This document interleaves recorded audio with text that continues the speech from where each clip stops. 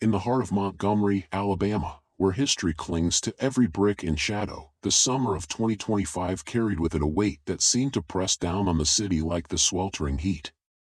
At the bustling Four Corners intersection, life moved in its usual rhythm. Street vendors called out to passers-by, tourists snapped photos of landmarks tied to the civil rights movement, and the faint hum of a saxophone from a nearby busker floated through the air.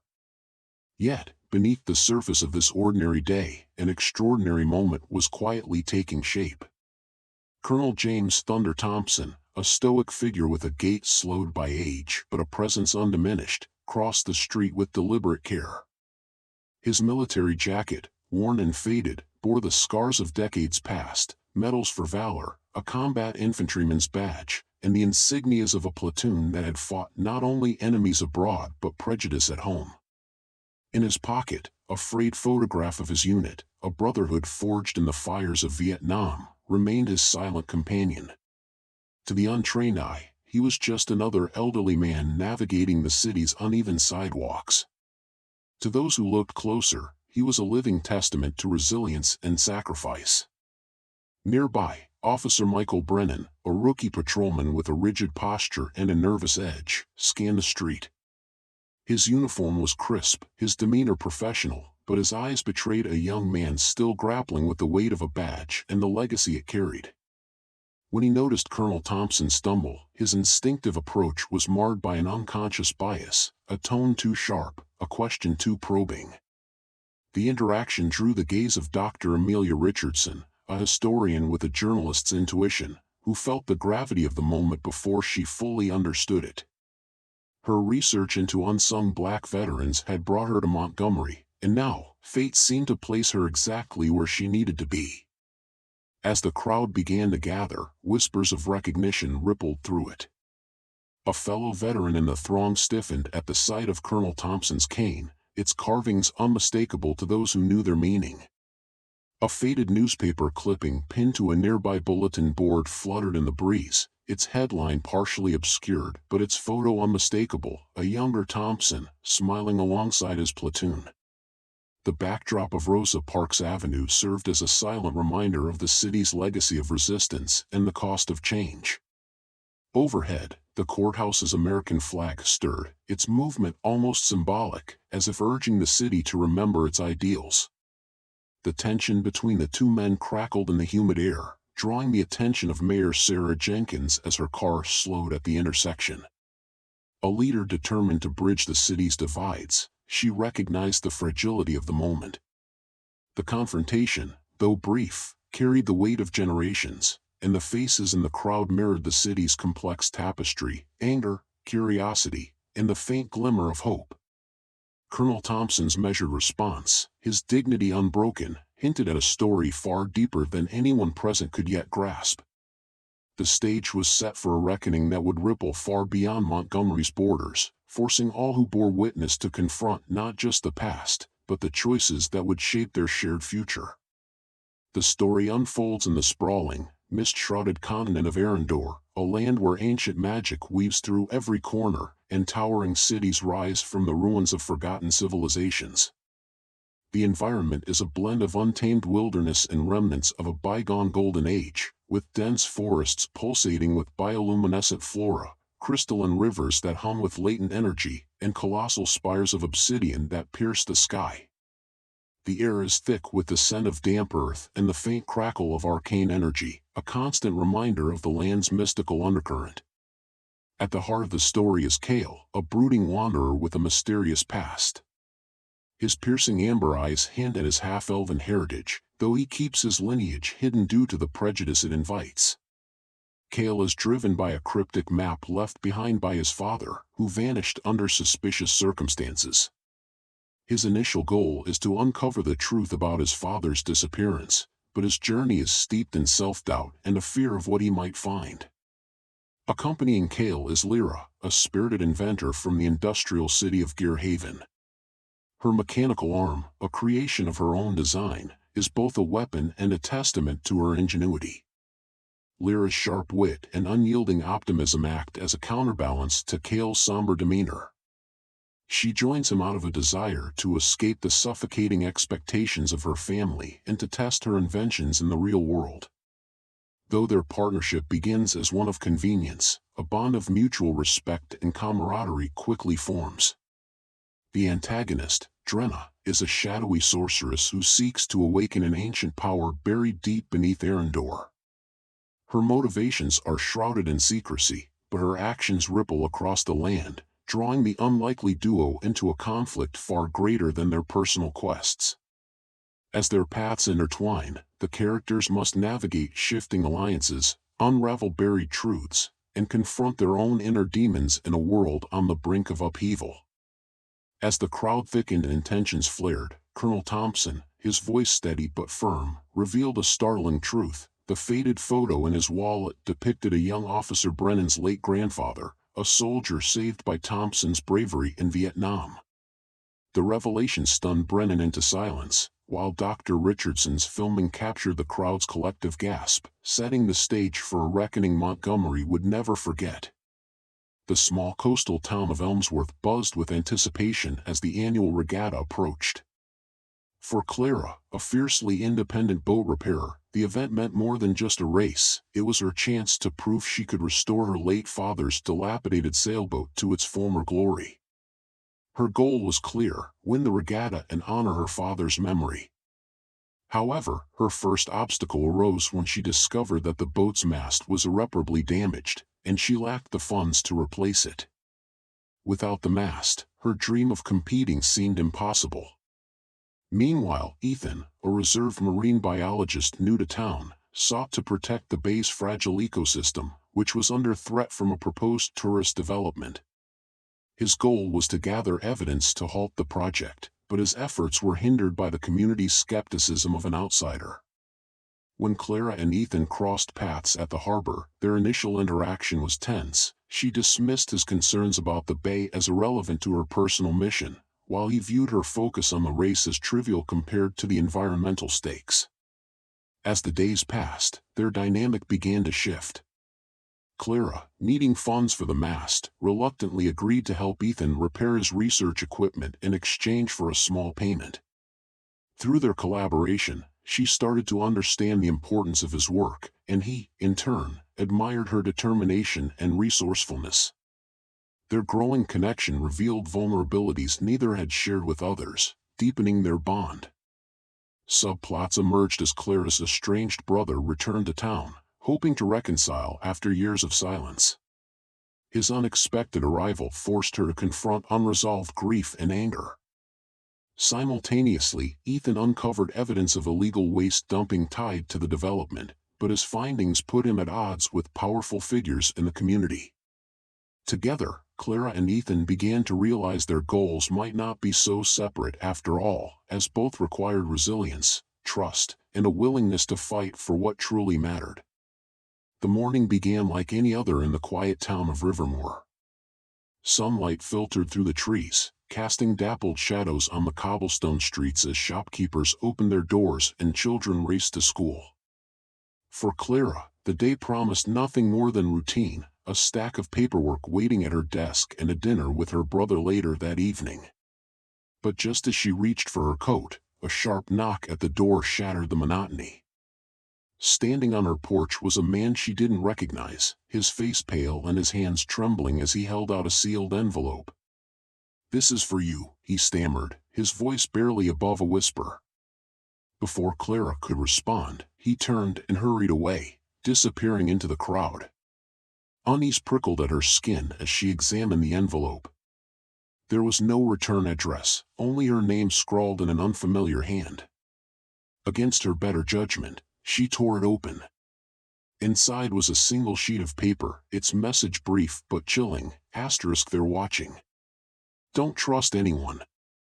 Beneath the words was a symbol she didn't recognize, a jagged circle surrounding an eye. Clara's heart raced as she scanned the street, suddenly hyper-aware of every passerby. Who was watching? And why her? Her instincts screamed to ignore it, to toss the note and pretend it never arrived. But as she turned to go back inside, she noticed something else. Her front door, which she was certain she'd locked, was ajar. A quick glance revealed no signs of forced entry, yet the air inside felt charged, as if someone had been there moments before. Clara's once predictable life was upended in an instant. The note, the stranger, the open door, it all pointed to something far bigger than she could comprehend. She knew she couldn't ignore it. Whatever was happening, she had to find out the truth. The confrontation at Four Corners intensified as the crowd thickened, a tapestry of faces reflecting the city's diversity. Among them was Marcus Hill, a high school history teacher and coach, who had brought his students downtown for a lesson in civil rights landmarks. He watched the scene unfold with growing unease, sensing the teachable moment was shifting into something far more profound. His students, some clutching notebooks, whispered nervously, their young eyes darting between the figures at the center of the conflict. Nearby, a street vendor named Rosa Alvarez, who sold handmade jewelry crafted from recycled metals, paused her work to observe. Her stall, adorned with vibrant colors and a sign reading "Unity through Art," stood as a quiet symbol of her belief in community healing. She noticed the tension in Officer Brennan's stance and the quiet dignity in Colonel Thompson's demeanor, her instinctive empathy drawing her closer to the unfolding drama. Meanwhile, Dr. Richardson's filming was interrupted by a call from her editor, who had heard whispers of a brewing incident downtown. The editor urged her to stay on the scene, sensing that this could be a pivotal moment for her book and the broader community. As she pocketed her phone, her historian's mind raced, piecing together fragments of Colonel Thompson's past with the clues visible on his jacket and cane. She resolved to uncover the full story, no matter the obstacles. Across the street, a young boy named Elijah, no older than 9, tugged at his grandmother's hand. The elderly woman, Miss Hattie, had lived through the Montgomery bus boycott and bore the weight of history in her weary eyes. She murmured to Elijah about the importance of standing firm in the face of injustice, her voice trembling with both fear and hope as the scene before them evoked memories she had tried to bury. As Mayor Jenkins stepped out of her car, her sharp gaze swept over the crowd. She noticed a man in a faded army cap standing near the edge, his posture rigid and his eyes locked on Colonel Thompson. The man, Sergeant Victor Hayes, had served under Thompson in Vietnam but had lost touch after the war. Recognizing his former commander, Hayes hesitated, his heart pounding with a mix of admiration and guilt for not having reached out sooner. The tension reached a critical point when Colonel Thompson, his voice calm but firm, addressed Officer Brennan directly. "Son, before you judge a man, you ought to know the ground he's walked on." His words hung in the humid air, a challenge and an invitation all at once. The crowd murmured, their collective breath held as they waited for Brennan's response. All the while, the sun glared down, as if bearing witness to the unfolding moment of reckoning. The intersection, once a mundane hub of daily life, had become a crucible for the city's unresolved struggles. Each person present, whether a passive observer, a curious bystander, or an active participant, felt the weight of history pressing down, demanding acknowledgement. The stage was no longer just a street corner, it was a battleground for truth, justice, and the possibility of reconciliation. The tension at Four Corners thickened as the confrontation drew more onlookers. Colonel Thompson, steady despite the scrutiny, met Officer Brennan's sharp tone with quiet dignity. His voice, though calm, carried the weight of a man who had faced far greater battles. Around them, the crowd murmured, some pulling out phones, others exchanging uneasy glances. The heat of the day seemed to amplify the simmering conflict, and every word exchanged felt like it could tip the balance. Dr. Amelia Richardson, still recording, felt a surge of urgency. This was more than an incident, it was a moment that could illuminate the very themes she had been researching. Her eyes darted between the officer and the veteran, her mind racing. Should she intervene or remain an observer? Her instincts as a journalist clashed with her growing sense of moral responsibility. She noticed the veteran in the crowd edging closer, his gaze fixed on Colonel Thompson's cane. Something about his expression suggested recognition, as if he, too, held a piece of the puzzle. Officer Brennan, his posture rigid, seemed torn between protocol and something deeper, unspoken.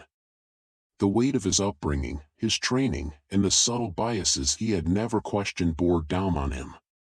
Yet, as he glanced at the combat infantryman's badge on Thompson's jacket, a flicker of doubt crossed his face. The name I.A. Drang lingered in his mind, though its significance eluded him. His body camera continued to record, capturing not just the scene but the unspoken tension rippling between them. Meanwhile, Mayor Jenkins, now parked nearby, stepped out of her car. Her presence, though unnoticed at first, carried an air of authority. She hesitated, gauging the situation. Intervening too soon might escalate matters, but waiting too long could cost her the trust of a community she had vowed to serve. Her campaign promise to bridge the gap felt heavier than ever as she weighed her next move. The crowd grew restless, their reactions ranging from outrage to quiet observation. The veteran from the crowd finally stepped forward, his voice cutting through the noise. "Colonel Thompson," he said, his tone reverent, "is that you?" The question hung in the air, silencing the murmurs. Officer Brennan's eyes widened slightly, his grip on his authority visibly faltering. The mention of Colonel added a new layer to the unfolding drama, one that demanded acknowledgement. As the American flag continued to flutter above, the moment teetered on the edge of revelation. The intersection, once a mundane backdrop, had become a stage for a story that intertwined past and present. Each character stood at a crossroads, their choices poised to shape not just the outcome of this encounter but the broader narrative of a city still grappling with its history.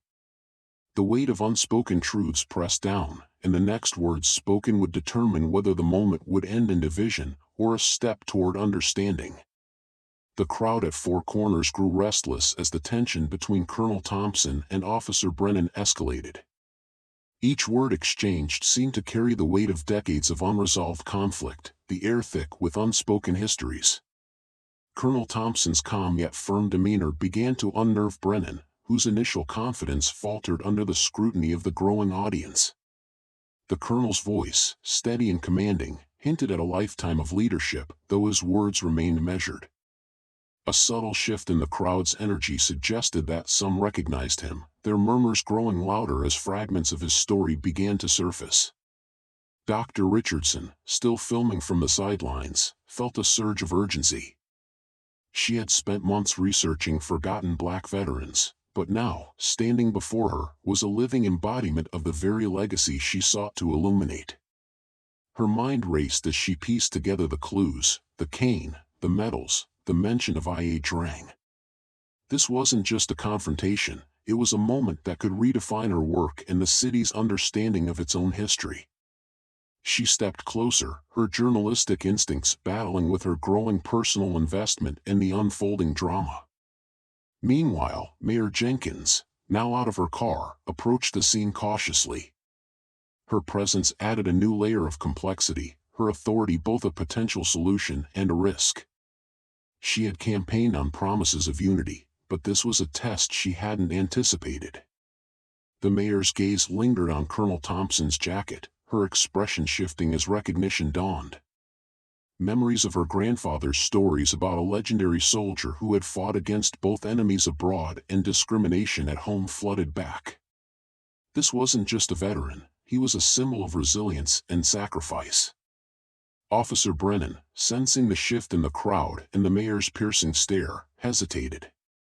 His training clashed with his ingrained biases, his grip on the situation slipping. For the first time, doubt crept into his voice as he demanded identification from the colonel.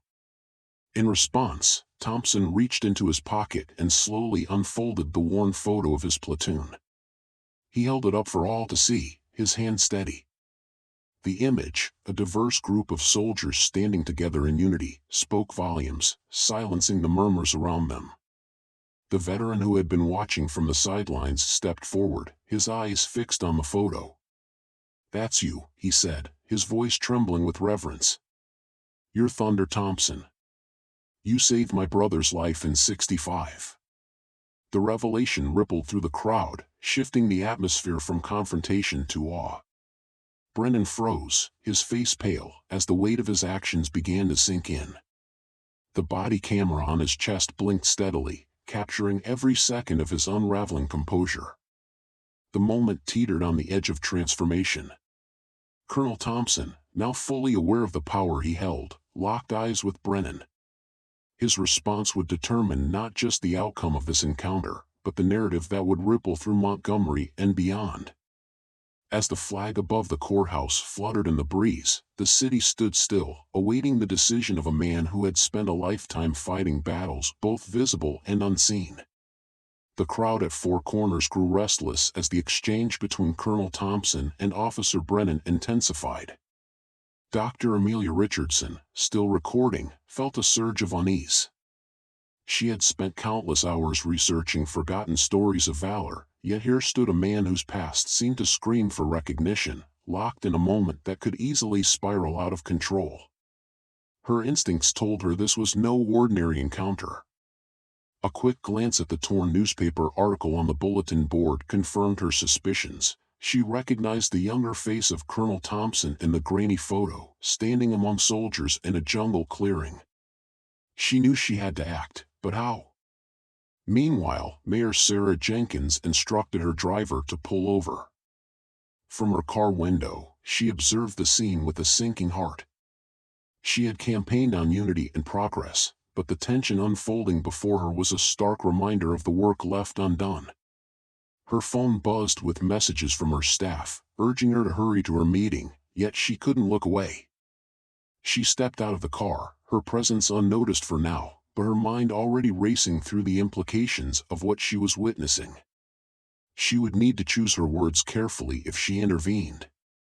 Officer Brennan's voice grew sharper, his frustration evident. He demanded identification, his tone laced with an authority that bordered on condescension. Colonel Thompson, calm but firm, reached into his jacket pocket, producing a military ID that bore his name and rank. The young officer hesitated, his eyes flickering over the card before returning to the colonel's face. Doubt crept into Brennan's expression, but pride and conditioning kept him from backing down. A ripple of murmurs passed through the crowd, some recognizing the insignias on the colonel's jacket, others questioning the officer's judgment. A fellow veteran, a burly man with a Vietnam-era Marine Corps tattoo, stepped forward from the crowd. "That man's a hero," he said, his voice steady but loud enough to carry. "You'd better think twice about how you're treating him." His words hung in the air, a challenge and a warning. Brennan's jaw tightened, his internal conflict visible. The veteran's intervention shifted the dynamic, emboldening others in the crowd to speak up. The atmosphere crackled with tension, teetering between confrontation and resolution. Richardson, emboldened by the veteran's words, stepped closer.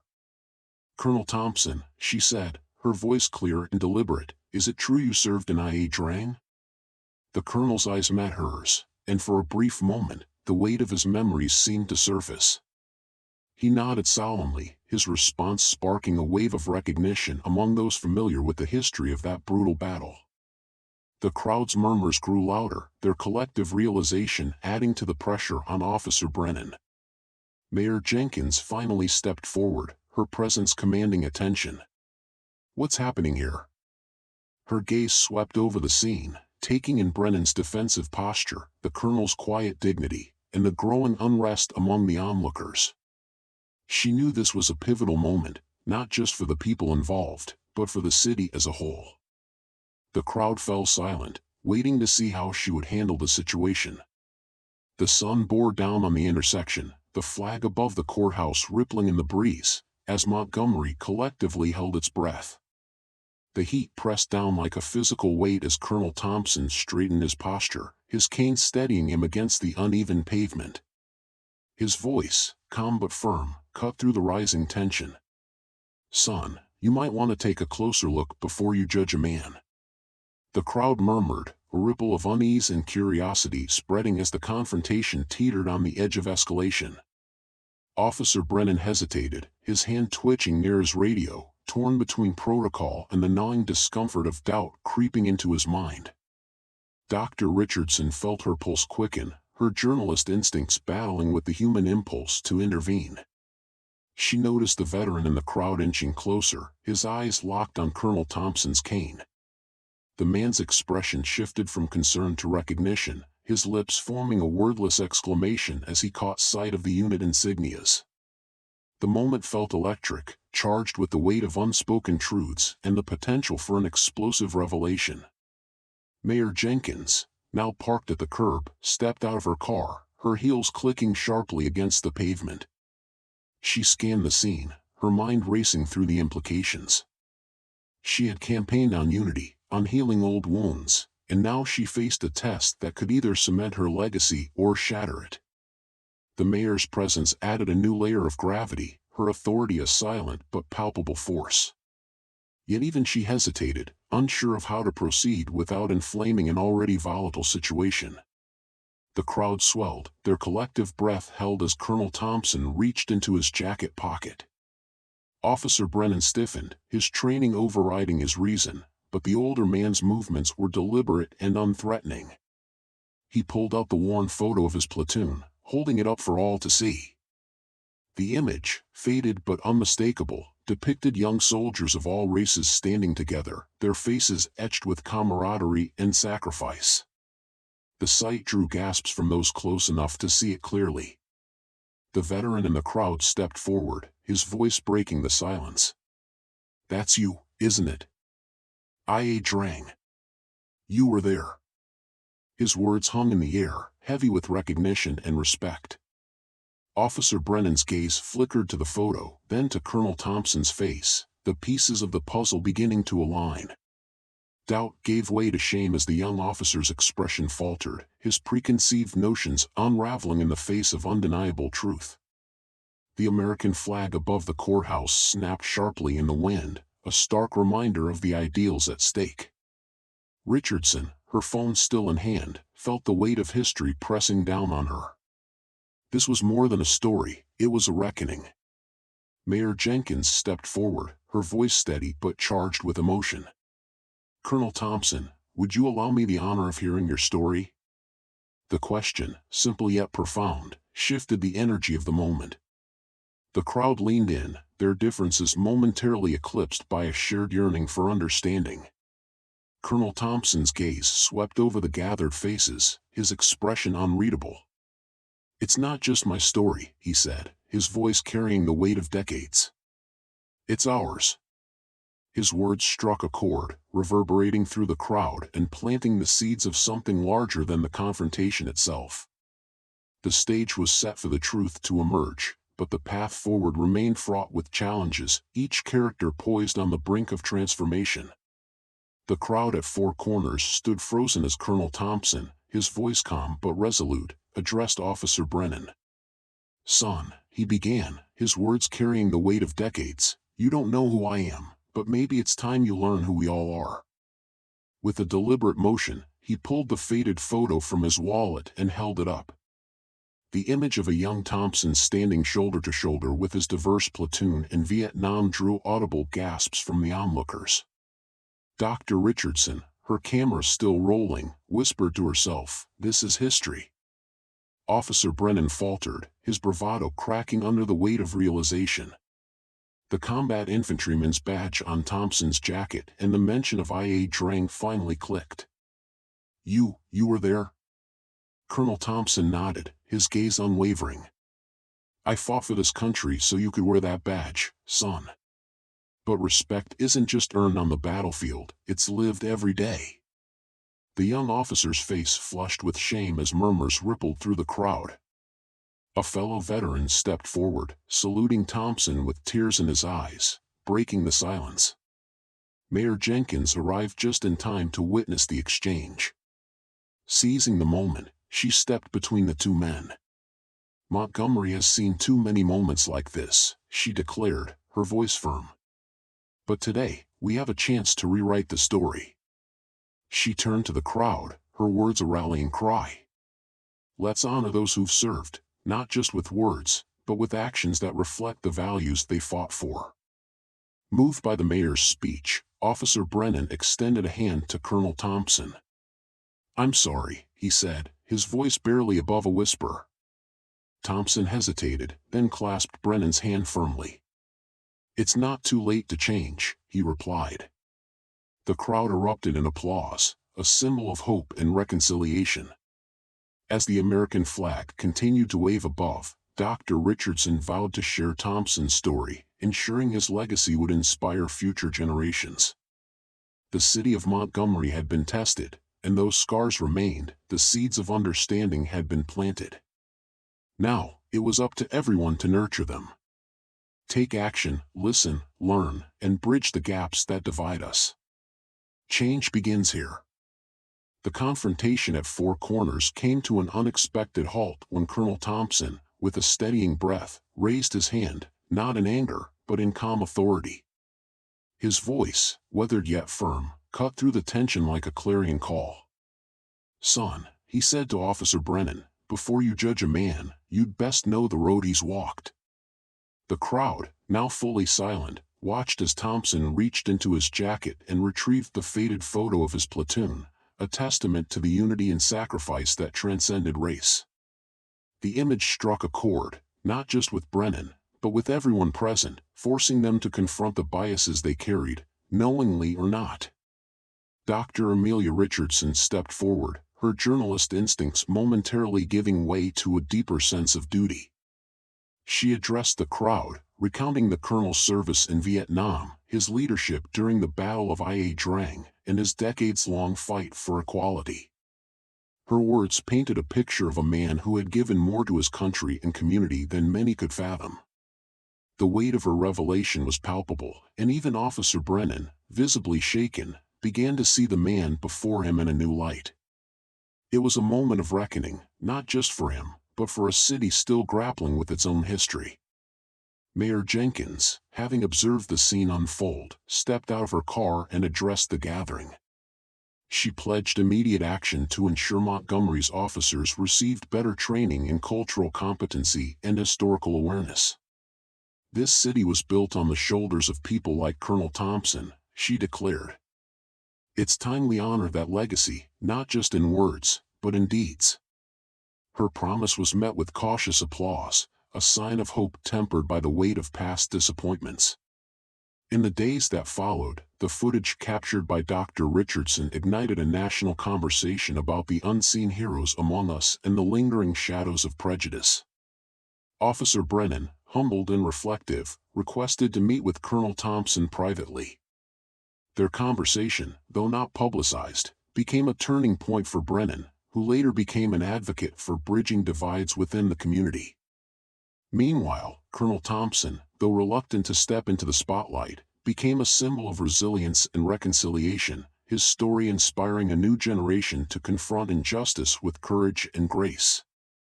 Montgomery's streets, still echoing with the footsteps of history, now carried the whispers of change. The encounter at Four Corners reminded all who witnessed it that progress is not inevitable, it must be fought for, protected, and renewed with each generation. As the sun set over Rosa Parks Avenue, the city stood at the threshold of a new chapter, its people challenged to honor the past while forging a future defined by understanding and unity. The question lingered, would they rise to the occasion? Only time would tell.